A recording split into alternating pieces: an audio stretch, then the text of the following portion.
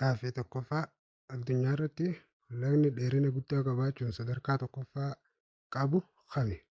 A. Laga Misisiippii B. Laga Amaazoon C. Laga Naayil D. Laga Koongoo.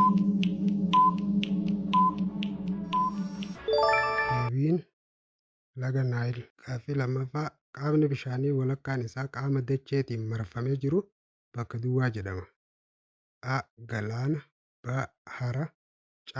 Laga D. Garba. Deebisaan isaa galaana. Sadaffaa harawwan Itoophiyaa keessaa kan baroota darban keessa gogee deebi'e kami? A. Hara Maayaa B. Hara Laangannoo C. Hara Xaanaa D. Hara Wancii. Deebiin A. Hara Maayaa. Afraffaa Itoophiyaa keessatti lagni tajaajila geejjibaa kennaa jiru kami? A. Waabii Shabalee B. Abbaay C. Dhidheessaa D.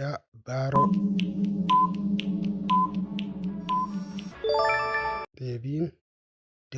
Baaroo. 5.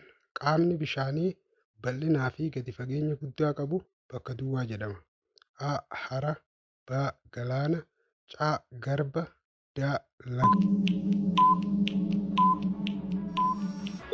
Deebiin C. Garba. 6. Qaamni bishaanii guutumatti qaama dacheetiin marfamee jiru bakka duwwaa jedhama. A. Garba B. Hara C. Laga D. Galaana. Deebiin B. Hara. 7. Laggeen armaan gadii keessaa kan Itoophiyaa keessatti humna ibsaa maddisiisuuf tajaajilu kami? A. Awaash B. Fincaa'aa C. Gibee D. Hunduu Deebii. Deebiin D. Hunduu. 8. Maqaalee garba gurguddaa addunyaa kan hin taane kami? A. Paasifik B. Meditiraaniyaa C. Atilaantik D. Arkitik. Deebiin B. Meditiraaniyaa. 9.